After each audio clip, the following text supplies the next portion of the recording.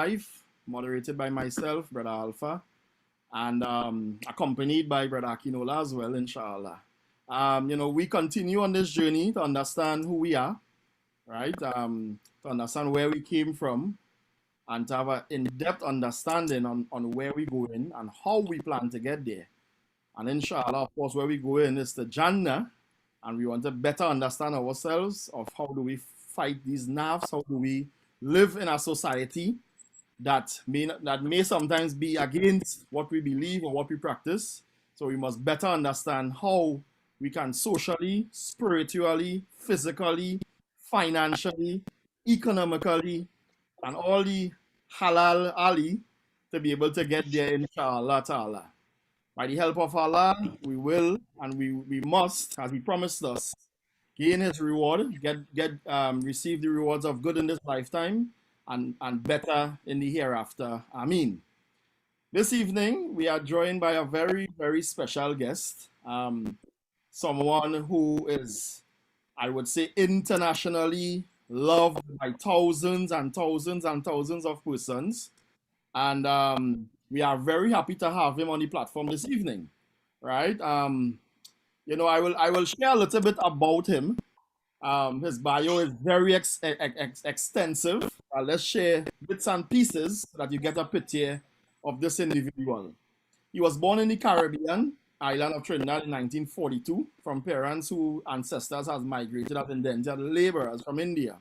He's a graduate of the Alimia Institute of Karachi and has studied at several institutions of higher learning, including the University of Karachi, the University of the West Indies, Al-Aqsa University, and the graduate of the Institute of International Relations in Switzerland. He lived in New York for 10 years, during which time he served as the Director of Islamic Studies from the Joint Committee of Muslim Organizations of Greater New York. He lectured on Islam in several American and Canadian universities, colleges, churches, synagogues, prisons, community halls, etc. He also participated in many interfaith dialogues with Christians and Jewish scholars while representing Islam in the USA. He's a former principal of the Alamia Institute of Islamic Studies in Karachi, Pakistan, the Director of Research of the World Muslim Congress in Karachi, Pakistan, the Director of the Islamic Institute for Education and Research in Miami, Florida, and Director of Dawah for Tanzim Islami of North America. It is my absolute pleasure to welcome to the platform our beloved Sheikh Imran Hosein. Before I welcome him on to speak, I will allow Akinola to sort of shape tonight's discourse and further welcome our Sheikh to the platform. Assalamu alaikum. Alaikum salam matullah. Assalamu alaikum to all the attendants locked on to the program this evening. Alhamdulillah, and I say alhamdulillah, and thanking Allah subhanahu wa ta'ala for giving us yet another opportunity. On today, the day of Juma. Well, the Juma is officially over now that the sun has set. But today, that official day where we have, our Who Am I program. The platform has been quite a diverse one thus far, having, different, I would say, scholars, different, different type of experiences coming onto the platform to share. And I think this evening, we're really hitting a climax point, bringing on our dearly beloved Maulana, teacher, of our mentors in the community in Trinidad and Tobago, none other than our beloved Imran Hosein. His works, his scholarships, and his documentations, is rather vast, and and has definitely shaped, I would say, the international Islamic landscape in many parts, a collective and individual level. So without further delay, I kind of want to jump right into it. And we at IFL, we an issue that we have been doing a lot of digging on, and trying to come up with solutions. No, well, not solutions necessarily, but trying to, I would say, explore that which had taken place, and in an in-depth way explore where that which have taken place caused us to be where we are now. And then, of course, further explore mechanisms to transport and transcend us into the future as a community of people. So the first question, or the first, I would say, point of will in approaching the Maulana, we as a community, specifically speak of the African community, the African diaspora, we have experienced one of the greatest atrocity that mankind has ever seen. 400 years of chattel slavery, is, I think, was beyond, a mere dehumanization. And, it was a direct, I would say, tool of the devil himself, used to, against our entire community of people. So the question I want to, my first point of engagement with you is to ask, from a Quranic standpoint, does the Quran, from your research, from your writings and your developments, did the Quran address this in particular, and post or in this era, that we are in presently? What was, what is the Quranic advice, that we as a community should be engaging at this point in time, post this 400 years? Assalamu alaikum, over to you, Maulana. Hey, Bismillahirrahmanirrahim. Let me begin by offering my salams to the beloved brother Maulana Hassan and Yawali. He and I go back a long, long time. And he probably is viewing at this program live, or maybe he'll see it later. So my dear brother Hassan, Assalamu alaikum wa rahmatullahi. I missed him, and then I was there, and I was hoping to meet with him, but it didn't transpire. And I also have a son who is a member of your Jamaat. I don't know where he's hiding now, Akbar. So, Assalamualaikum, beloved. I have a son who is a your Jamaat. Good. Akbar. If we are to begin our session with a subject which located in information from the Quran, I want to begin by reminding you at the Institute for Life that the Quran is the word of Allah Most High. Number two, that the Quran says about it that it is al-haqqul yaqeen, meaning that it is absolute truth. And everything else must submit to the Quran. Everything else must be judged by the Quran. And therefore history must be judged by the Quran. The Quran is absolute truth. If the Quran declares that it is Allah who appoints his messengers, and someone in Chicago said that Allah appointed him as his messenger, and that was false, then the Quran was declared that it is false. Allah has appointed his messengers, and Allah has appointed Muhammad, Allah's blessing be upon him, 1400 years ago as his last messenger. There is none to come after him. None. Yes, there is a major sign of the last day, which is located in the Quran.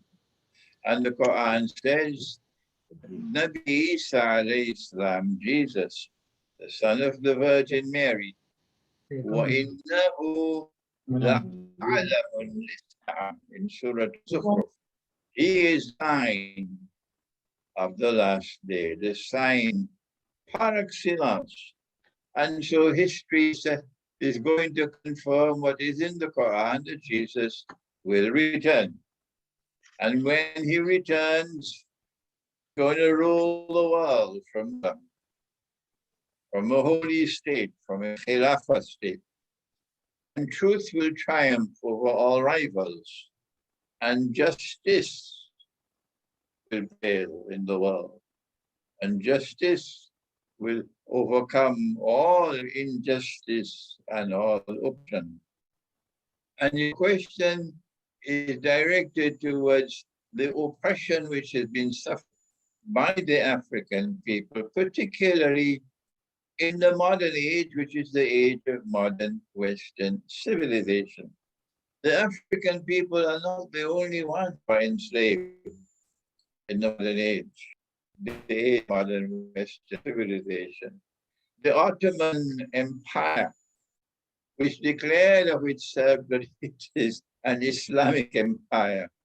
The Ottoman Empire was waging endless bogus jihad. Let me repeat that for those who are hard of hearing. The Ottoman Empire was waging endless bogus jihad on Orthodox Christian people. The Orthodox Christian people are different from the Christians of the West. Christians of the West are more and more following Santa Claus. But the Orthodox Christian of the East is like that. He's trying to be faithful to the Son of Mary, to Jesus. And the Ottoman Empire was waging endless jihad against them, defeating them and enslaving their women and putting their women in the harem and taking their sons, the best and the brightest of them, as a condition for truce. The Christians had to hand up their sons to them. And these boys were converted to Islam by force. And then they were trained with the best possible training to become the excellent, the best fighting force of the Ottoman army and the personal soldiers of the Ottoman Sultan.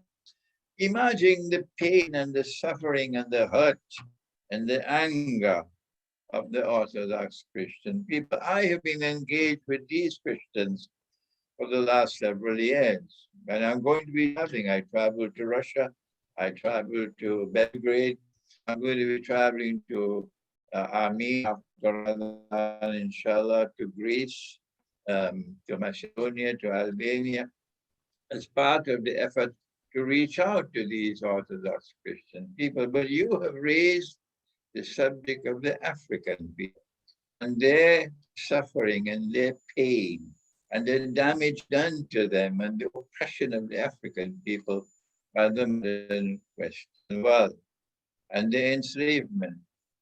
And my response to you is the perpetrators of this crime, the modern Western world, modern Western civilization, is an absolutely unique phenomenon in human history. Yes, like the Ottoman Empire is a unique phenomenon in our history. But in the human history, modern Western civilization is a unique phenomenon. The gave to the world the most destructive form of slavery mankind has ever known. So who are these people that the African people should have suffered the way that they suffered? When I went to New York, and I spent 10 years in New York, I rose rapidly to a very high profile in New York. And I was sent to several churches, synagogues, prisons. I went to cathedrals, I went to universities and so on, interact with the American people, Christian, Muslim, Jewish, and so on. One of the efforts that I had to engage in was going to the prison. And when I went to the prisons of the United States of America, I found all the officers were white with a sprinkling of black, and all the inmates were black with a sprinkling of white. So I asked myself, did slavery ever end? And when I went to conduct the Islamic, it was called the Islamic service, it was supposed to be for Muslims, but the hall would be packed.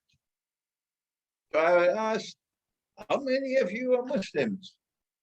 Only a few will raise their hands. So then I said, what are the rest of you doing here? And they would explain to me that we recognize in Islam that Islam is a voice proclaiming, contesting oppression.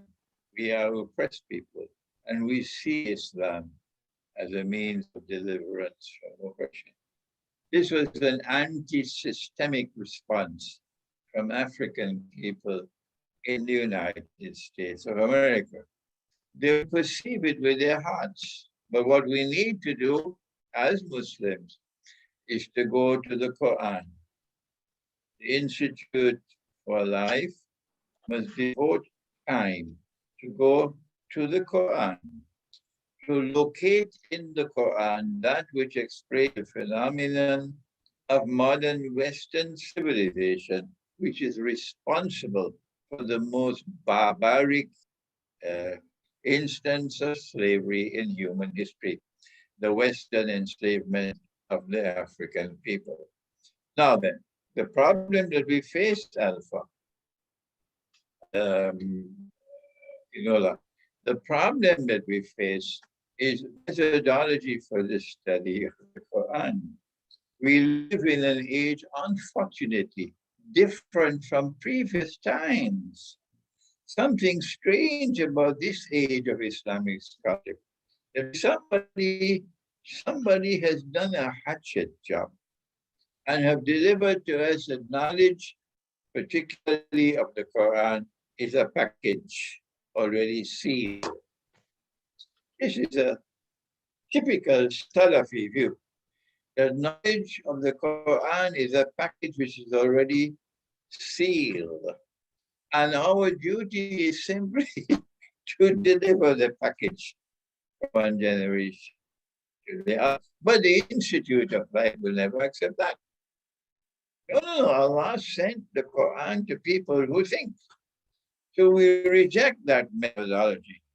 And we say, no, we still have a duty to study the Quran and to think while studying the Quran, so that the Quran might explain the world to him.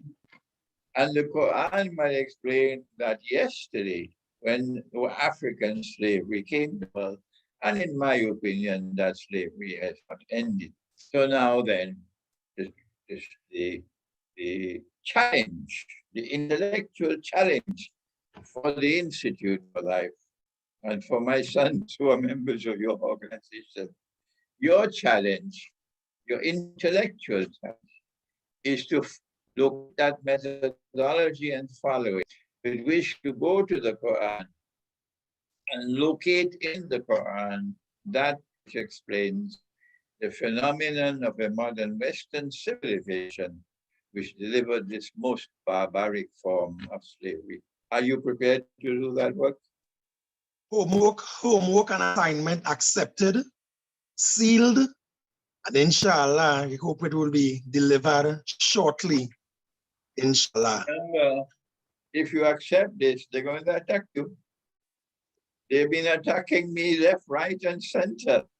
Yes, they consider me to be the biggest threat they've ever encountered. These people who believe that Islam is a package, that once you study this kitab and that kitab and that kitab, fine, you've done your job. Malcolm X was not like that. That's what made Malcolm so great. MashaAllah. So can we safely say now that just as the community, or that which is the African community, experienced this, such an evil experience that was chattel slavery, can we say that the Islamic institution, the Islamic academic institutions, to be specific, wasn't spared, by this attack as well, from these said people that took the African man through such torture?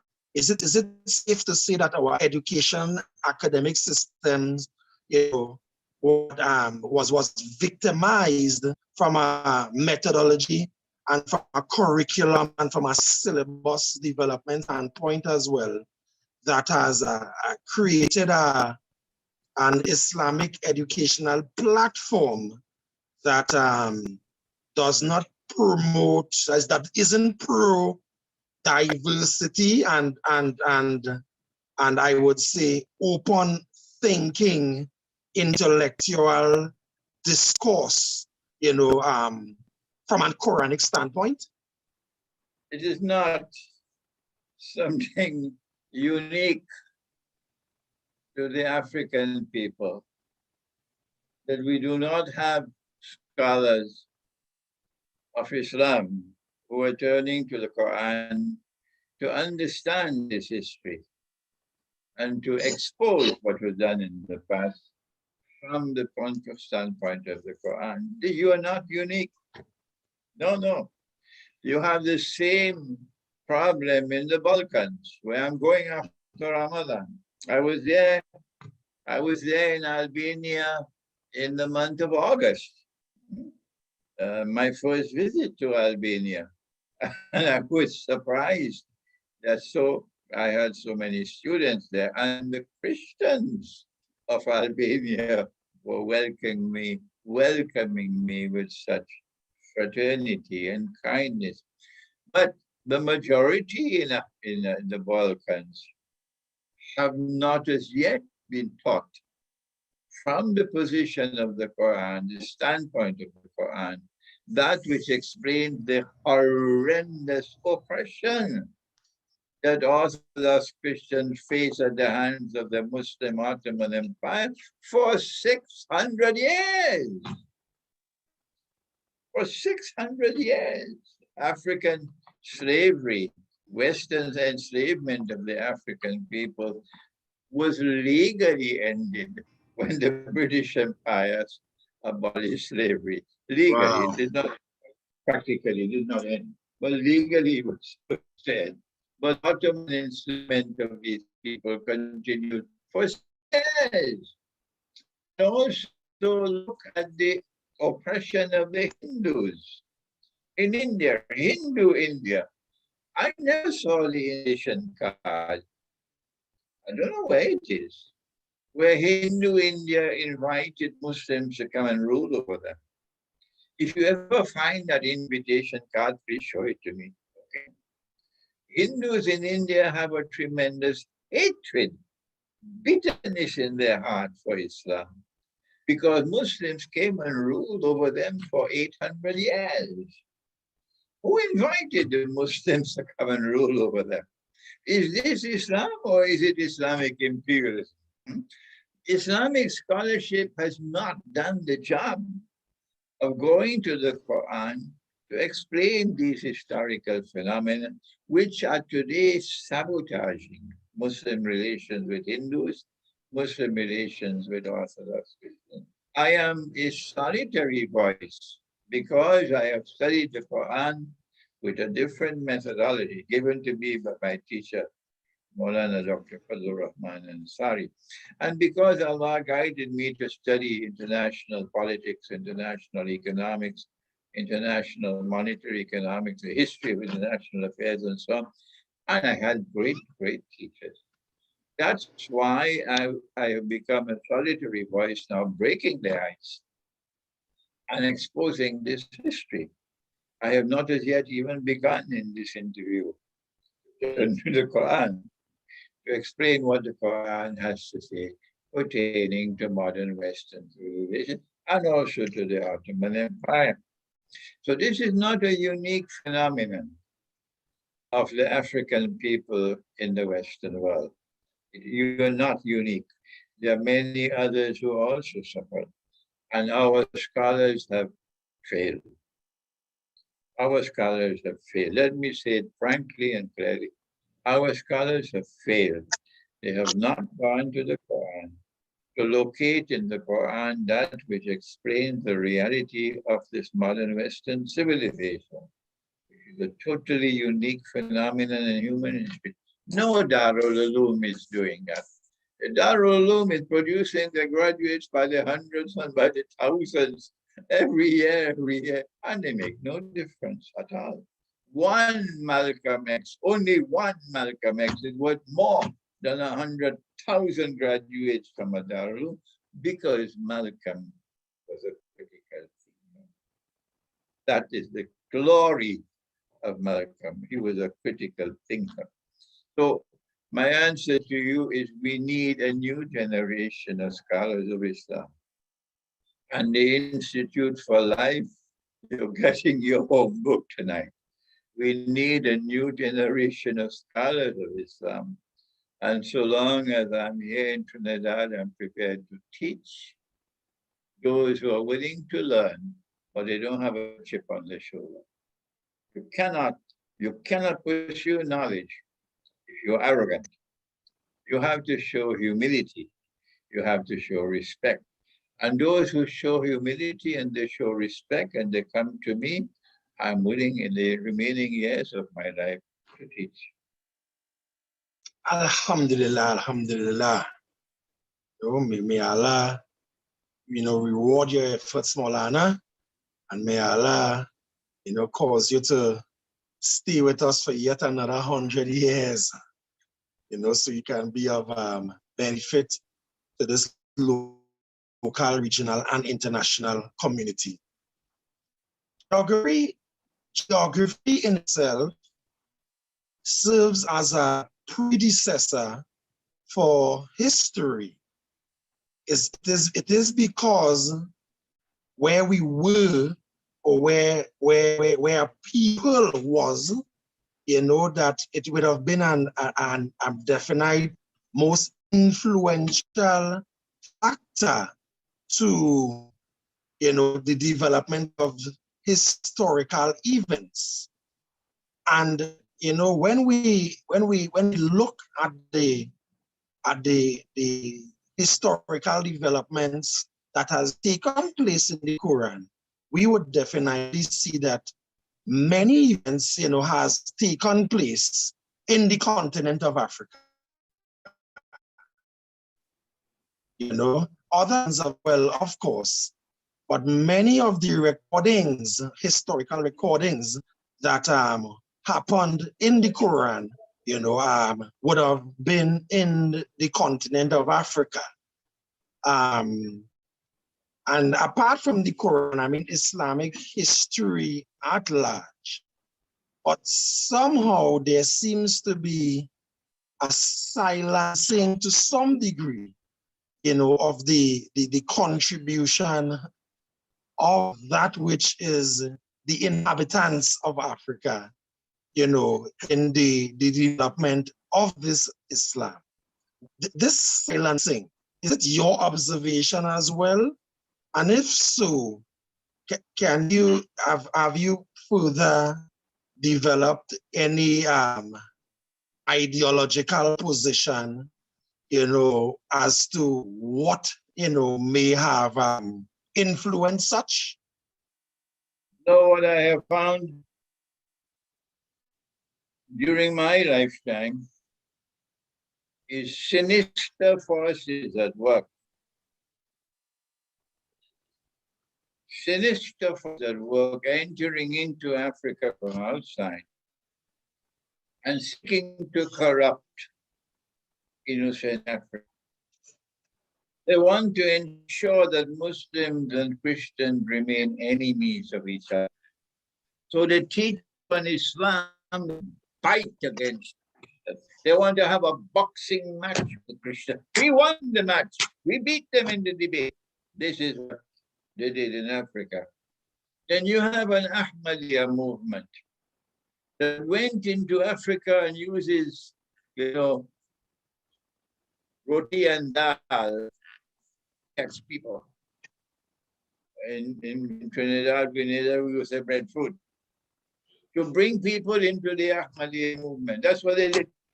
And they brainwashed millions of Africans to join the Ahmadiyya movement, which is a totally misguided, a dangerous movement. I could spend a lot of time on the Ahmadiyya movement with you. And they went and they found fertile land in Africa. Made more progress in Africa in gaining support and getting people to join Ahmadiyya. Why? Why did this happen in Africa and not elsewhere else? They didn't succeed in Trinidad, but they succeeded in Africa. Millions of Africans have joined that bogus Ahmadiyya movement. How do we explain it? Answer: there's an innocence in the African heart, in the village, more innocence there than in other parts of the world. There's a sincerity in the heart. And there is a spirituality in Africa that allows the African heart to remain. It is more and more innocent than others. That doesn't mean that you don't have wicked people in Africa. You don't have thieves and liars and rapists. You have all of these things. But in villages, you have mashallah, mashallah, mashallah. You have this innocence of the heart. You have this inbred spirituality of Africa. And this spirituality is certainly appealing to him. So you have huge Sufi movements all over Africa. And this innocence in the African heart allowed them to come and poach amongst them. What is it called now?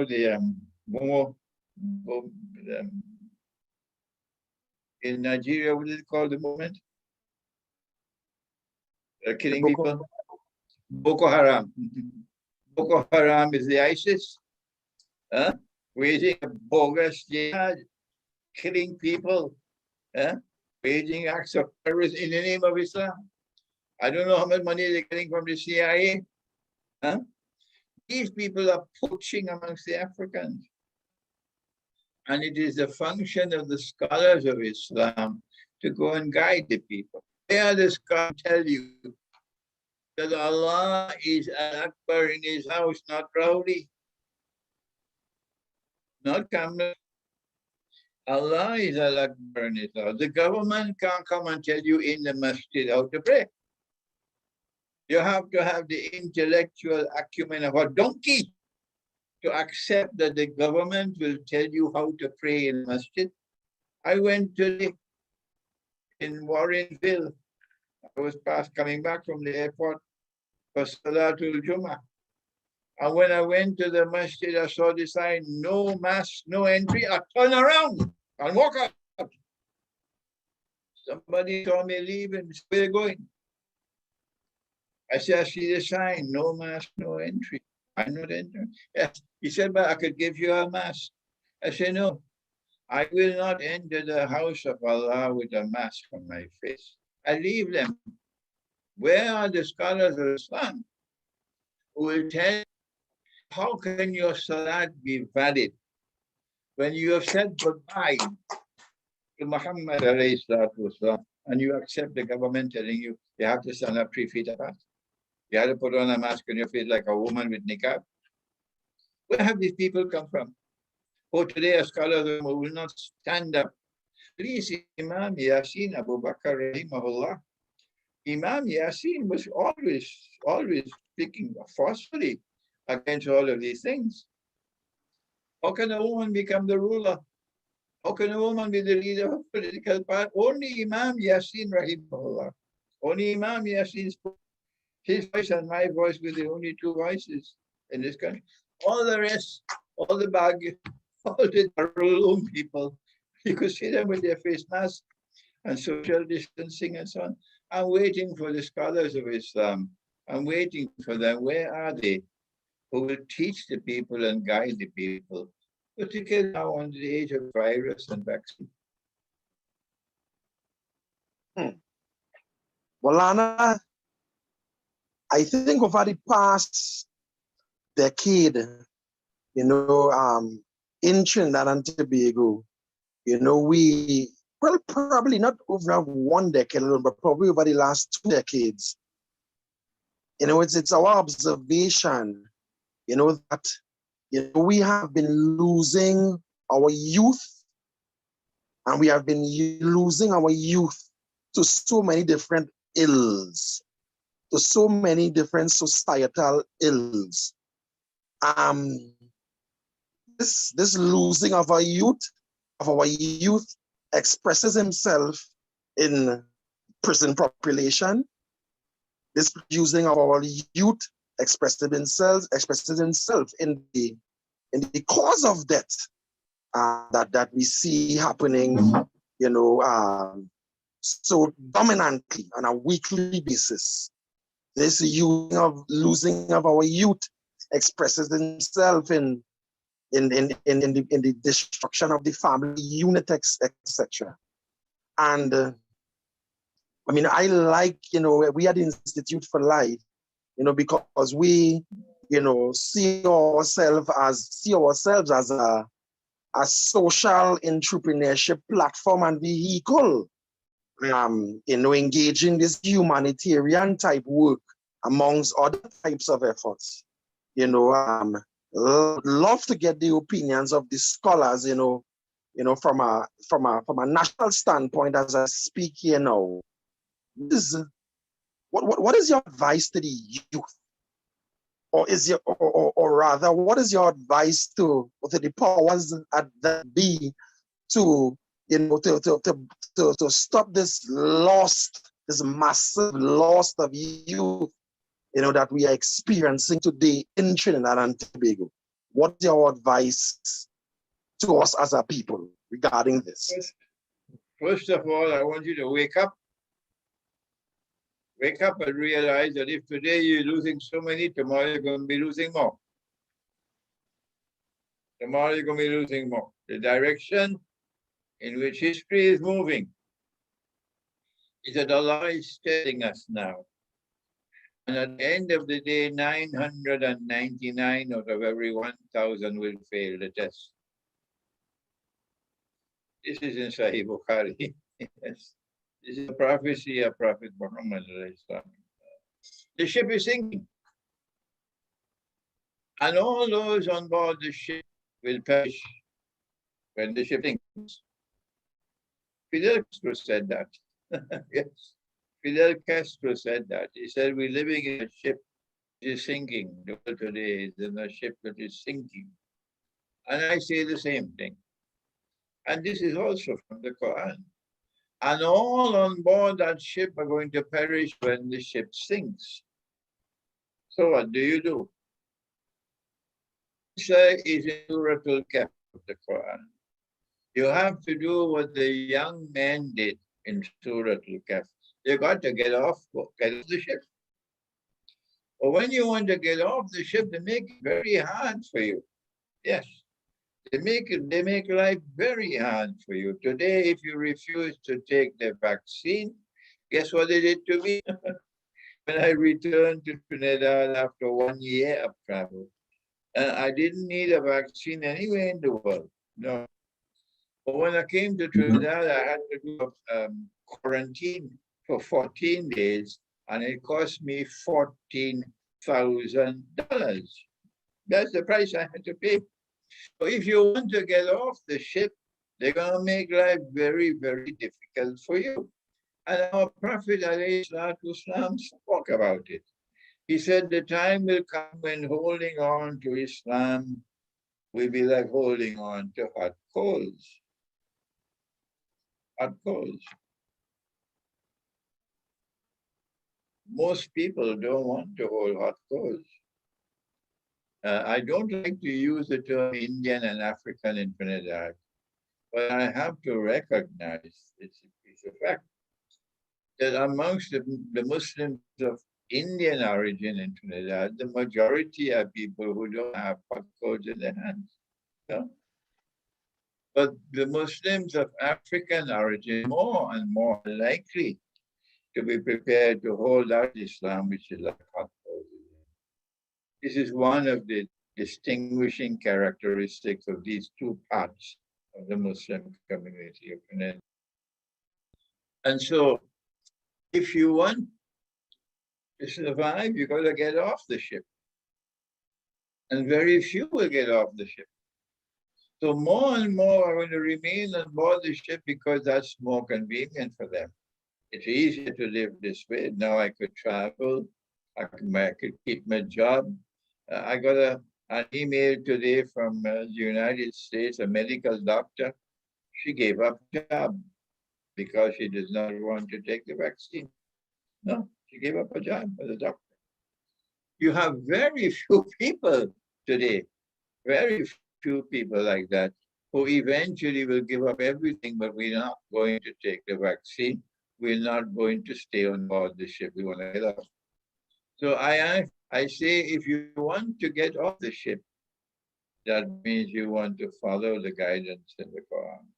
If you have teachers who will teach your people, and you stay together as a jama'ah, like I go to this jama'ah in Murubucha, Masjid al-Furqan, what's the name of the Imam now? Imam Shazan, I think. Very beautiful jama'ah. And Africans and Indians live together as a fraternity. I'm very happy with this. So if you want to get off the ship, you have to remain as a jama'ah with an amir and keep together and try to support each other. The rest are going to be sheep and the wolves will take them.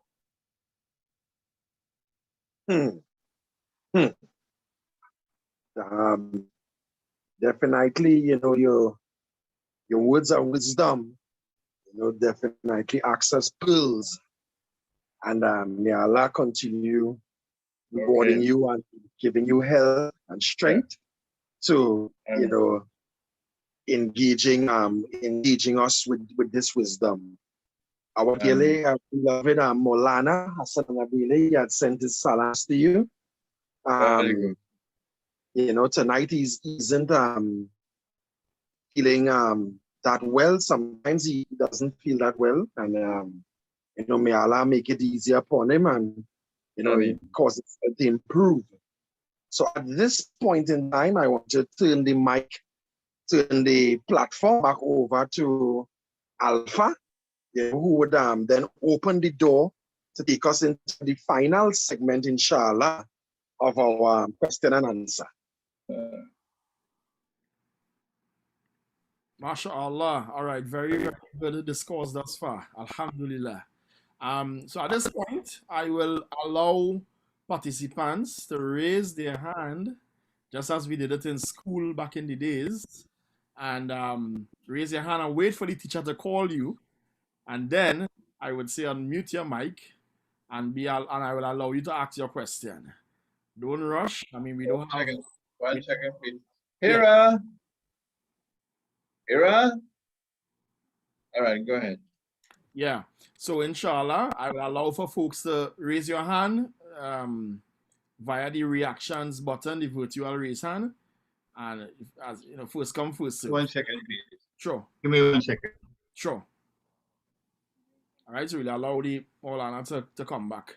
You can start raising your hand, or if you want to type your question as well, you could do so, and I would read it out if you don't want to unmute your mic and talk. You know, inshallah, the discourse has been going very, very good thus far. We would only take about probably about 3 to 4 questions or 2 to 3 questions if we have that much questions. So we'll try to close off, inshallah, by 10 past. Inshallah ta'ala. So you prepare questions in the meanwhile, or any comments as well too. If you want to query something or ask something, is no problem. Comment on something that the Sheikh may have said. Yes, Bismillah, go ahead. All right. Yeah. Ready. All right, good. All right, so who's anybody, no questions just yet?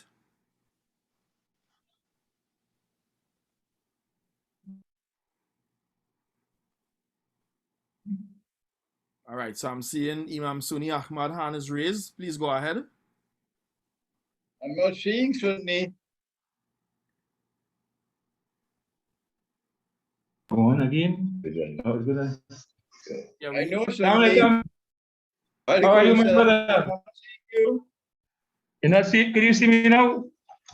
Not yet. Sunni is always very well dressed.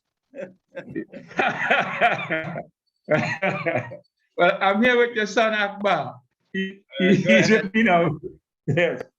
In the Islamic eschatology, that new study that you want to introduce, I was hoping that maybe you can start it here in Trinidad, some classes and so forth, especially with the Quranic exposition about Zulkarnain, because there are some opposing views concerning who is this Zulkarnain. And from one commentator, so-called scholar mentioned that Zulkarnain was Prophet Muhammad sallallahu alaihi wasallam. That was his interpretation. So, Sunni, I'm here in Trinidad until Ramadan, inshallah. But the moon, I'm 83 years of age, so Allah can call me away anytime now. Allah give you long life. I live a very peaceful life in Trinidad because nobody is interested in knowledge. No. When I was a young man, I used to see people riding their bicycle. You wouldn't believe this. 10, 12 miles would ride a bicycle to come and attend the lecture, attend a class. That was yesterday. Now I'm living in San Fernando, and all around here in San Fernando, the villages around, nobody would come to my home to seek knowledge from me. Nobody. Okay? So it's a different world today. But yes, alhamdulillah, I've been blessed by Allah to pioneer this branch of knowledge of Islamic eschatology. It did not exist before. We used to study the end time or the Akhir Zaman. We used to study this as part of Hadith studies. Yeah. Hadith. Yes. But to study eschatology as an independent branch of knowledge, and to go first of all to the Quran, and then to the Hadith, and then relate the world history.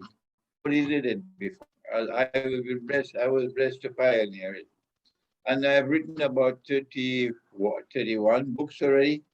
And I'm just about to begin. I thought I would start the book yesterday. And I didn't, and I thought I'd start it today, but I had to go to the airport. I want to start a book entitled The Quran and Akhir Zaman. Alhamdulillah. I don't know how long it will take, but it's a book of tafsir, a tafsir of the Quran, as the Quran explains Akhir Zaman. And this book will go to every verse of the Quran we can identify, which explains eschatology, Akhir Zaman. I don't believe that I know all. No, I believe that Allah has blessed me to know some. So those that I have recognized, those verses that I have recognized, put it all in this one book, the Quran and Akhirul Zaman. But the more that I get to know Alpha and know the Institute of Life, and comfortable I am with you. I was very comfortable with the brothers in Rio Claro. They had so much respect for me. They had so much love for me. That's what they did to me. But when ISIS came, they took me and they threw me in the garbage bin. That is what they did from Rio Claro. They came to me to seek any guidance from me. On the journalists, that's what they did in Rio Claro. Yes. Right. I don't go there anymore. I don't go there anymore. So I have to know, I want to know who I'm dealing with. When I'm comfortable with you, then we cut classes, inshallah, while I'm here. Inshallah. Invite Alpha. I'm going to invite Alpha to come to my home and bring some of his members so we can sit down and get to know we're on the same wavelength, and then inshallah I can start you. Since you're going to be here that long, I'd like to invite you to our area. We're building a community, Muslim village here, Muslim community. I know this was one of your ideas, that to build a Muslim community. So your input in that development would be greatly appreciated. What I did was to make a mistake. The mistake was to say I wanted to build a Muslim village. Mistake. What I should have done was to say I want to build a village for all those who want to live the religious way of life.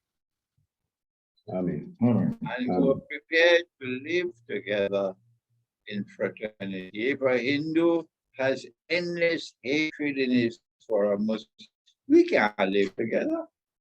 If a Christian has endless hatred in his heart for a Muslim, or a Muslim has endless hatred in his heart for a Christian or a Hindu, we can't live together. No.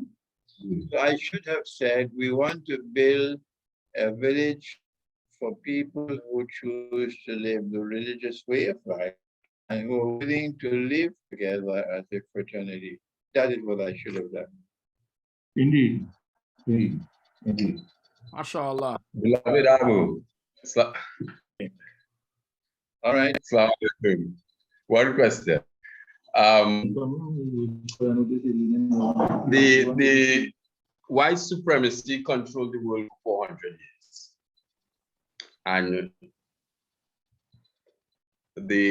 could we say that seeing especially Middle Eastern societies that governed by religious theocracy type ideas, and the white supremacist regime was controlling these areas, could we say these scholars was part of the colonial administrators? I have to return to the beginning of this interview. That we have to go to the Quran so the Quran could explain to us the phenomenon of modern Western civilization. Do you know of any Darul Uloom who has attempted to do that? Do you know of any of these shuyukh, these Maulanas who have graduated from a Darul Uloom, who have been bothered to look at this subject? They can't do it because their methodology does not allow them to do it. It's not that I'm talking people here. It's just that I have a duty to speak the truth, to declare you the factual situation, that the white supremacist people, the people who have this feeling that they are a superior people, are the chosen people of the Lord God. We have come to civilize mankind. This is in national relation, we call it this jingoism. I had a fantastic teacher, oh yes, who taught me international politics and allowed me to understand modern Western civilization. And he was from Haiti. He was a Haiti. Trinidadians can't produce that kind of scholarship that Haiti produced in Dr. Leslie Manigat.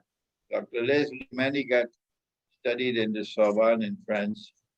And one of the good things that Dr. Eric Williams did, and give credit where credit is due, Dr. Williams, yeah, Dr. Eric Williams, when he had to find someone to lead the Institute of International Relations here in Trinidad, which was educating the diplomats, training the diplomats for all the foreign ministries of the Caribbean. He first of all went to Switzerland and asked the Swiss government to allow the Graduate Institute of International Studies of Geneva to establish a branch in Trinidad and run the branch. So Swiss professors were running the branch for several years until 1973, when for the first time, the local professor now takes over as the director of the Institute of International Relations here in Trinidad. And that was the year that I was blessed to join the Institute. And his name was Dr. Leslie Manigat from Haiti. And that man was absolutely fantastic. I benefited tremendously from his analysis of modern Western civilization and all the wickedness it has done, all the oppression it has done in history. But what was missing from that analysis, that was a political analysis, was the analysis, the explanation which came from the Quran. They had no knowledge about it. Eventually, I was blessed to be able to enter into the Quran. Because I had that knowledge of international relations, it helped me. I studied international relations here in Trinidad and again in Geneva. And eventually it took a long time. I was able to so penetrate it that I was able to produce my first book on Islamic eschatology entitled Jerusalem in the Quran. If you want to get an understanding of this subject, I suggest to you to begin your studies with Jerusalem in the Quran. Before we end, let me share with you the good news. It's not on my YouTube channel as yet. It's not on my website as yet, but probably within another few hours it'll be there. We're now launching our online Institute of Islamic Eschatology. Amen. It's going to be launched here. So we don't have to have buildings and so on at this time. Buildings will come later. The building will be in Pakistan. But the online Institute of Islamic Eschatology for the first time is being launched, inshallah, within the next few hours. Inshallah. All right. All right, so we winding down. Let's a few more quick questions. I will allow Brother Musa to unmute his mic and ask his question, inshallah. Brother Musa. Assalamu alaikum, Maulana. Wa alaikum salam, Musa. Have we met before? Yes, we have many times. In fact, when I was on New Shahada, them days they like on Mokrapo Street. Okay. You actually give me the name, Musa. Oh, good. Very good. Okay, Musa. Yeah. And I used to frequent home when you started in the classes there. Okay. Imam Ibrahim. With Imam Ibrahim. Okay, yes. You was one of the scholars that I always loved and respected in this country because we have some, as I like to say, most of the scholars in Trinidad are scholars for the dollar. They don't ever battle the gain from. And in this case, you was never like that. You was never afraid to forbid the wrong and enjoy the right.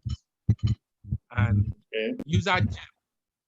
And the scholarship or the Muslims in Trinidad do appreciate you as you should be.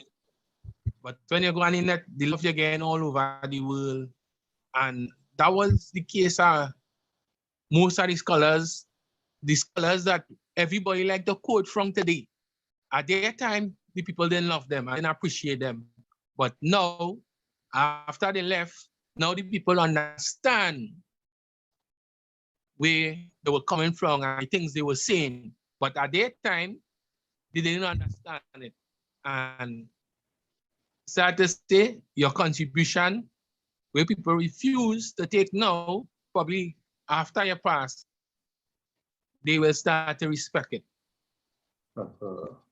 My question to ask is, what are your views on the scholarship today that actually telling the Muslims to go and take the vaccine? They are pathetically misguided scholars of Islam. And whatever I can do to teach the African Muslim community, the Indian Muslim community, I'm prepared to do so. I noticed that Imam Sadiq has now replaced Imam Yasin Abu Bakr and Mubarapo. I don't know whether I've ever met Imam Sadiq, but I would really love to meet with him. So I can offer to teach, particularly eschatology. You would recognize that if you listen to my lectures on biological warfare in Akhir Zaman, that I have gone to the Quran to explain and to show and to demonstrate that this virus could not have come from nature. It did not come from nature. It constitutes biological warfare being waged by Dajjal in order to advance his agenda, to eventually establish his rule and therefore his control over all of mankind. If the virus is biological warfare, then the vaccine will also be part of the biological warfare. That's so simple.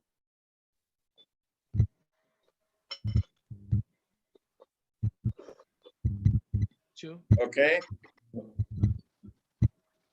All right, mashallah. All right, Jazakallah Musa for the question. I'm just gonna take one or two questions from on the chat there before we wrap it up. Someone asked Maulana, if your spouse is only perceiving this life, especially now with external eyes, what advice will you give? Did you get that?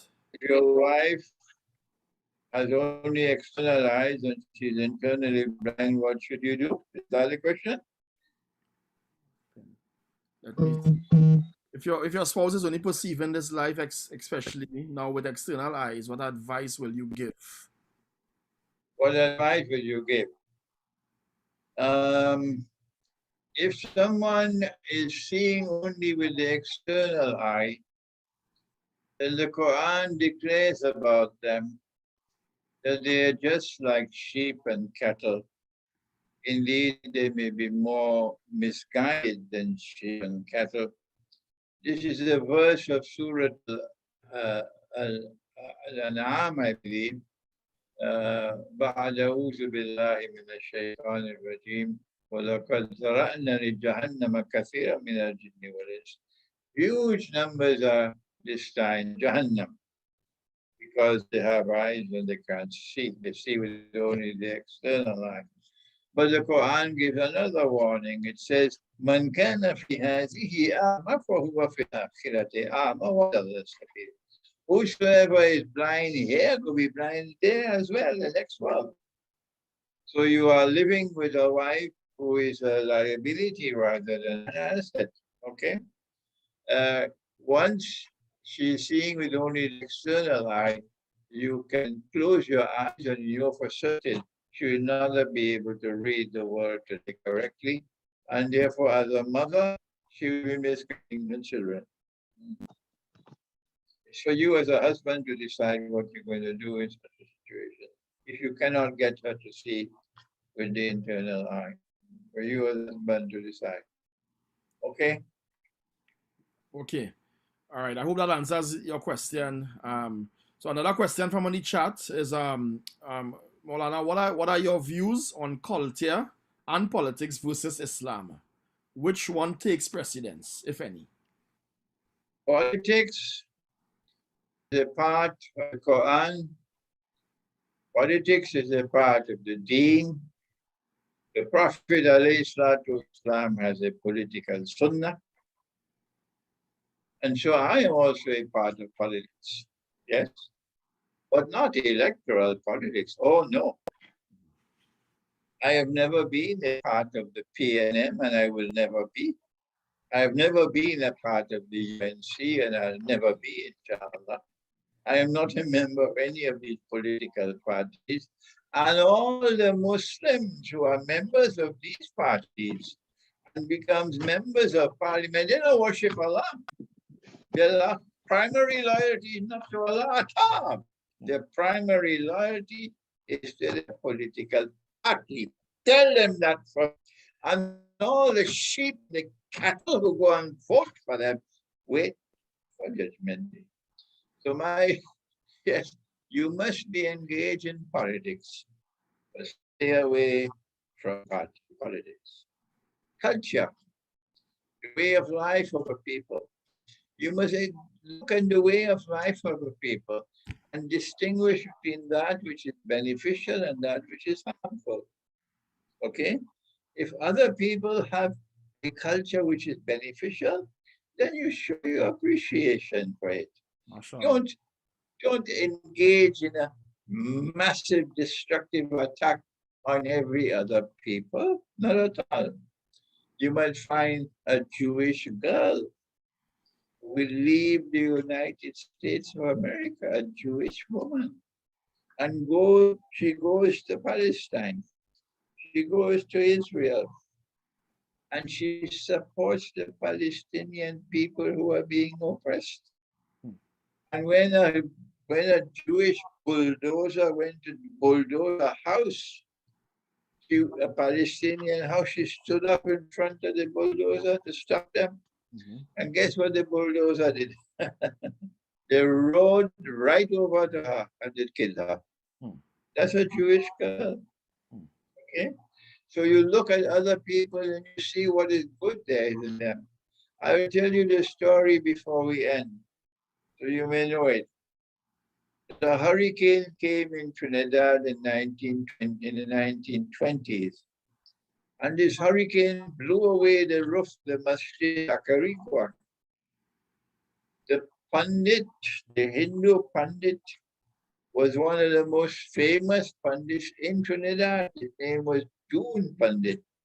And he was also a man who had blessed with spiritual healing. June Pandit contacted the Imam in Takarikwa. He said, Imam, your masjid roof is gone and Jummah coming. Salatul Jummah. I'm offering you the Hindu temple, the mandir. You can come and perform your salat.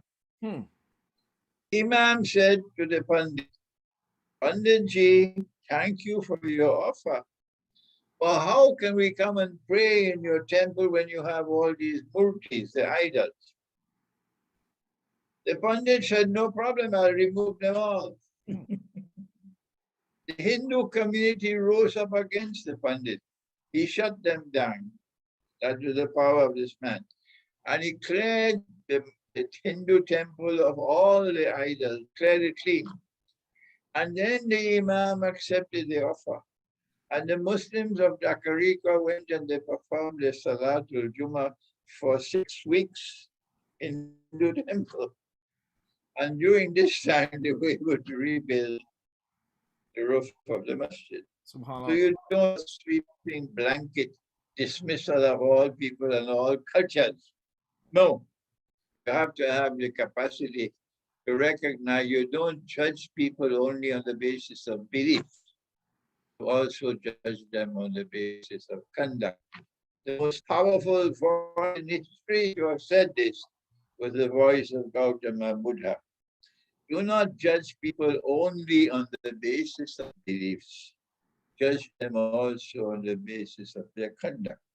So as we view the different cultures around us, we look to see what conduct they are. And when we find people who are good in conduct, virtuous in conduct, we have a good people. We don't dismiss them unceremoniously. What a beautiful story, Alhamdulillah. So we winding down. I mean, I just want to invite all the listeners, those who are live with us here, who is on Facebook, who will view this on YouTube, that to definitely understand more of our beloved Sheikh teachings. There's a numerous amount of books, some which he mentioned during his talk, that you can even visit his website and check it out. I'm putting a link to his website on the chat right now. And also, Brother Firaz will also be able to get you some free copies as well too of some books that are free distribution. And there's also a lot of books for sale as well, inshallah. So please support our Sheikh and purchase some of these books. Of the 31 titles at this time, we have about 20 or 25 available in Trinidad. And we have a discounted price for Trinidad. MashaAllah. All right. So, and if you like as well, Brother Firaz asks that you could contact him as well too. So for those of you who may have Akinola number or my number, you can reach out to us and get in contact with Brother Firaz, where you could get you some of these books as well too. Some that might be for free distribution and some that you could purchase, inshallah ta'ala. I see our beloved Imam from St. Lucia has his hand up, but I don't want to invite him to prolong the conversation any longer. I promise our Sheikh that we would keep it short and tight. So our beloved Ubaidullah, I would probably ask you to send us this question and we could get it to the Sheikh and he could answer it to you in another time, inshallah. No, actually, Imam, to come to my home.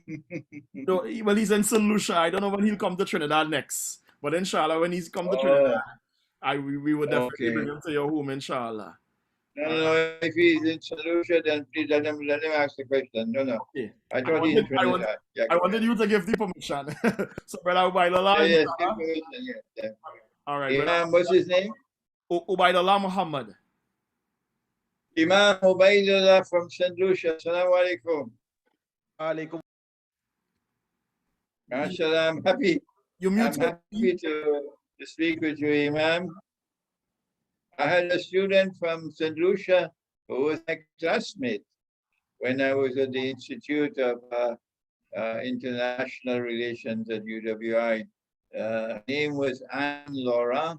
She must have been the St. Lucia Forestry. It was Anne Laura. If she became a sister to me. I never had any contact with her since I left the institute. Okay, go ahead. Well, I have been to Trinidad on several occasions, and one of the occasions was to meet you. And Muhammad Akbar was trying to make that happen to no avail. But alhamdulillah, Allah blesses us for our intentions and what blessings you could get from Allah. Alhamdulillah, I have just, again, I'm the Imam, I'm the assistant, because the one who is the Imam now is my brother. He came from studying and now he's has reached the qualification to run that situation. So alhamdulillah, I have a question with regards to the Rasul sallallahu alaihi wasallam. And he stated clearly that anyone who dreams of me actually met me in person, literally met me. Anyone who meets the Rasul, sees the Rasul, hears the Rasul, touch the Rasul, deal with him, is considered a Sahabi. Someone living in our time and after the time of the Rasul, after he passed and met his Rabb, what would you say is the qualification of that person who meets the Rasul in dream, in vision, and conversed with the Rasul and met him? Would you consider that person a Sahabi? I have written a book. On dreams. It's entitled Strategic Importance of Dreams and Vision in Islam. And we have that book in Trinidad. The hadith is Man ra'ani faqad ra'al haqq. Whoever has seen me has truly. The only one who, having seen the Prophet ﷺ in a dream, can confirm that I have in fact seen him, whom I saw was indeed the Prophet is someone who has seen the Prophet in his lifetime. Someone who is not a contemporary, who's never seen the Prophet, he cannot qualify. Say that I've seen the Prophet Islam in a dream, and this is the truth. I have in fact seen him. You cannot make that. I have seen the Prophet in a dream a few times, but I cannot say with certainty because I never saw him in actual life. I've never seen him. So I say it is possible that I have seen the Messenger of Allah in a dream, but I cannot confirm it. MashaAllah. All right. Jazakallah Karuk for taking our brother Ubaidullah's question. There's a quick comment from the chat there. So Uncle Khalil Saif, who was speaking to you before, he said that you did indeed meet brother Sadiq, the Imam for the Jamaat al-Muslimin, Imam Tassin, brother Omowali, and I in the Jamaat about 15 years ago. Brother Hassan Already? also in the meeting. Yeah, so he wanted to let you know. Okay. Okay. Well, if you could get a message to Imam Sadiq that let him know that I congratulate him and I dearly would love to meet with him. Yeah. MashaAllah. Sure, one of the brothers will get that message on to him. Yes, All right. So, yes. Alhamdulillah, we are indeed come to the, I would say, almost close of the program. I would just allow Akinola to come back on to give his closing remarks. And our beloved Sheikh, if you have any closing remarks to give, you could also give it as well too. I must pay respects to you, and you could always share your closing remarks. Inshallah, we are very, very, very happy to have you here this evening. Maybe it's a little past your bedtime, I'm not sure, but Alhamdulillah, thanks for staying with us, and thanks for really sharing with us in-depth knowledge and really giving your opinion, your sincere opinion on these matters which we are seeking to really elevate our community, elevate our brothers, elevate our sisters in better practicing their Islam, in better understanding Al-Quran, and in better living in the society in which we live in, because we can't run from it. We are here. All right. So, Akinola, you could come back on and give some closing remarks, inshallah, and inshallah, in less than a minute, we can sort of tie it up. Right. You know, we at the Institute for Life has definitely taken an approach where we, wanna develop a system that institutionalize all these different necessary facets for human existence. And this institutionalization would take an educational form, it would take a entrepreneurial form, an innovative form, it will take a humanitarian form, it will take a religious and spiritual form, and that which I have spoken about, is definitely, some of the compositions of that which is the system of Islam in itself. Maulana, definitely, being on the platform with you here tonight, and as we hopefully hold hands and develop a relationship thenceforth further, has definitely contributed towards our process. And, we pray that Allah subhanahu wa ta'ala, bless you and your family, give you good health and strength so that your works, can be of benefit to us, and as some of others would have said that, in this life, even if you help one person along the way, your living, definitely would not have been in vain, and you're definitely doing this. So Maulana, your living is not in vain at all, and may Allah continue to bless you to be able to continue with this work that you're doing, inshallah. Okay, thank you very much. You brought back many memories to me. I graduated from the Alimi Institute in 1971 at the age of 29. When I returned to Trinidad in 1971, the young African Muslims in this country were attracted to me. and they will be coming to visit my home in Chaguanas. I was teaching them, and they were very excited with what I was teaching them. And one of them actually decided to go and study Islam abroad.